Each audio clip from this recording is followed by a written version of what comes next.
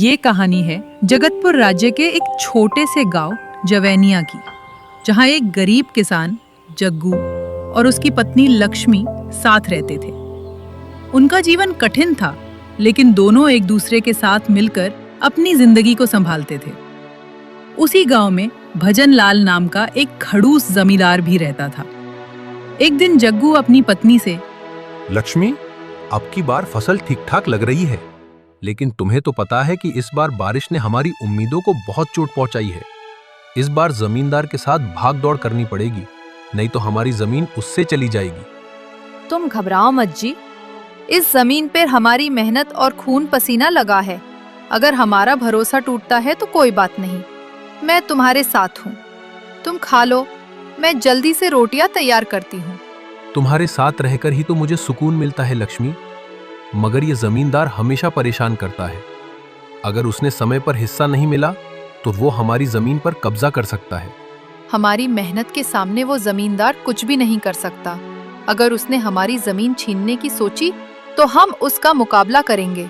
तुम काम पर ध्यान दो, मैं तुम्हारे लिए खाना बना देती हूँ। जग्गू और लक्ष्मी का प्यार उनके लिए हर कठिनाई से बढ़कर था। खाना खाकर जग्गू खेत की ओर निकल पड़ा। मन में लाखों चिंता और सवाल थे। खेत में काम करते हुए अचानक जमींदार भजनलाल का साया उसके सामने आ खड़ा हुआ। तुम बहुत मेहनत कर रहे हो जग्गू, पर याद रखो, तुम्हारी जमीन का हिस्सा मुझे जल्दी चाहिए। इस बार अगर समय पर हिस्सा नहीं दिया तो तुम्हारी जमीन पर कब्जा करना कोई बड़ी बात नहीं होगी।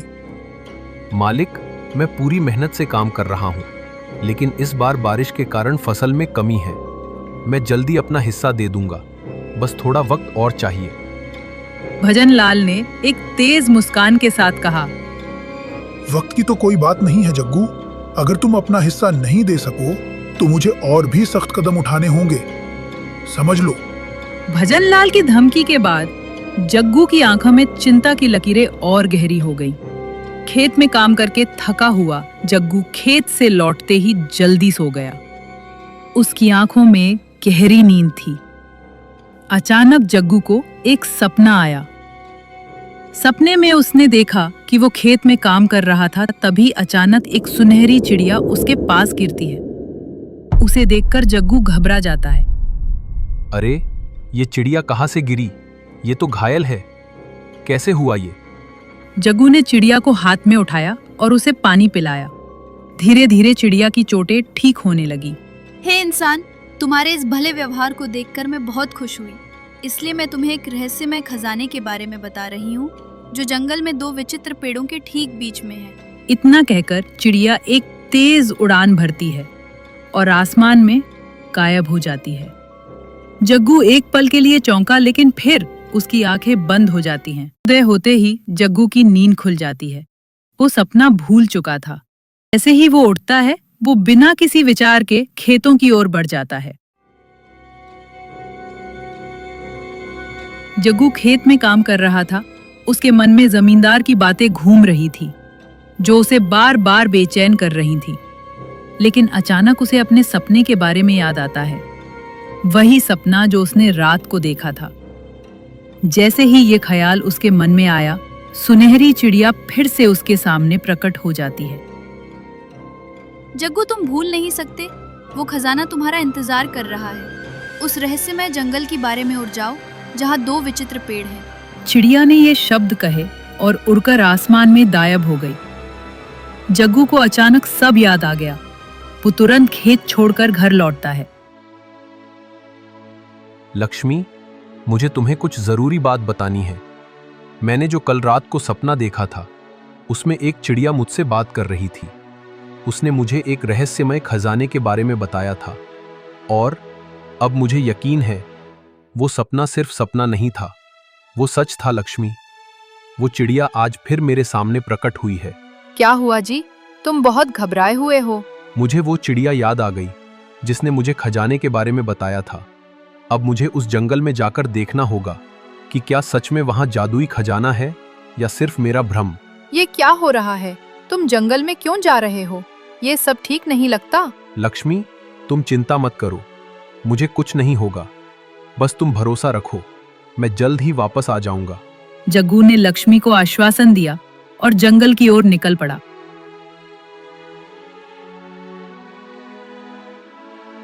लंबी यात्रा के बाद जग्गू घने जंगल में पहुंचा। वहां कुछ अजीब सा था। अचानक उसे एक बड़ा सा दरवाजा दिखा। जग्गू जैसे ही दरवाजे के पास पहुंचा, एक गहरी आवाज आई। सावधान, कौन हो तुम? मैं एक गरीब किसान हूँ। मैं यहाँ केवल अपने सपने का पीछा करते हुए आया हूँ, जो मेरे सपने में मुझे बताया गया था। तुमने सही कहा, लेकिन पहले तुम 3 सवालों का सही जवाब दो, तभी तुम्हें आगे बढ़ने का मौका मिलेगा। जग्गू डरते डरते तैयार हुआ। 3 सवाल पूछे गए और उसे सही जवाब देने पड़े। पहला सवाल, वो क्या है जो हर जगह होता है लेकिन दिखाई नहीं देता? जग्गू माथे पर हाथ रखकर गहरी सोच में डूब जाता है। उसके चेहरे पर चिंता और विश्वास की मिलीजुली छाया है। फिर वो धीरे से कहता है, वो हवा है जो हमारे चारों ओर तो है, लेकिन हमें कभी दिखाई नहीं देती। दूसरा सवाल, वो क्या है जो लगातार चलता है लेकिन कभी नहीं थमता? इसका उत्तर समय है, जिसे कोई नहीं रोक सकता। आखिरी सवाल, वो कौन है जो हमेशा हमारे साथ होता है, फिर भी हम उसे देख नहीं सकते? जग्गू की आंखें बंद हो जाती हैं। कुछ पल का मौन, फिर होठों पर एक हल्की मुस्कान उभरती है। इसका उत्तर है आत्मा, जो हर परिस्थिति में हमारे भीतर होती है। सभी सवालों का सही उत्तर देने के बाद दरवाजे में से एक प्रकाश निकला। अदृश्य आवाज हंसी के साथ बोली, वाह, तुमने सभी सही जवाब दिए, इसलिए अब ये लो, ये कमल का फूल, ये तुम्हें खजाने तक पहुंचाएगा और हर संकट से तुम्हारी रक्षा करेगा। ध्यान रखना, किसी भी हाल में इसे अपने से दूर मत करना, क्योंकि जिसके पास ये फूल होगा, केवल वही उस रहस्यमय खजाने को देख सकेगा। जग्गू ने फूल लिया और उसकी आंखों में नई उम्मीद का चमक आ गई। उसने धन्यवाद कहा और रास्ते पर आगे बढ़ने लगा। जग्गू ने दरवाजे के अंदर प्रवेश किया। भीतर घना अंधेरा था, लेकिन उस अंधेरे में भी एक अजीब सा सुनहरा प्रकाश चमक रहा था। खजाना तो बहुत बड़ा है, लेकिन मुझे जमींदार को केवल 20 सोने के सिक्के देने हैं और अपने जीवन यापन के लिए 80 सिक्के मेरे लिए पर्याप्त होंगे। उसने अपने हाथों से ठीक 100 सोने के सिक्के उठाए और दिल में एक सच्ची उम्मीद लेकर बाहर निकल पड़ा। जग्गू की ईमानदारी को देखकर वो सुनहरी चिड़िया तुरंत प्रकट हो जाती है। जग्गू, तुम्हारी ईमानदारी ने मुझे बहुत खुश किया। तुम जब भी मुझे याद करोगे, मैं तुम्हारे पास आ जाऊंगी। ये सोने के सिक्के तुम्हारी जरूरतों के लिए थे। इन्हें तुम सच्चाई के रास्ते पर ही इस्तेमाल करना। चिड़िया की बातें सुनकर जग्गू का दिल और भी ज्यादा मजबूत हो जाता है। वो सिक्के लेकर घर लौट आता है और अपनी पत्नी लक्ष्मी को सब कुछ विस्तार से बताता है। देखो भाग्यवान, जो सपना मैंने देखा था वो अब हकीकत बन गया है। मैंने जादुई खजाने से 100 सोने के सिक्के लिए हैं और चिड़िया ने मुझे बताया कि मैं जब भी उसे सच्चे मन से याद करूंगा तो वो आ जाएगी। देखा भाग्यवान, ईमानदारी से काम करने पर कैसे उसका फल मिलता है। और अब हमारे पास 50 और सिक्के हैं। यहाँ तक हमें जमींदार को 20 सिक्के भी नहीं देने होंगे और जमीन भी हमारी होगी।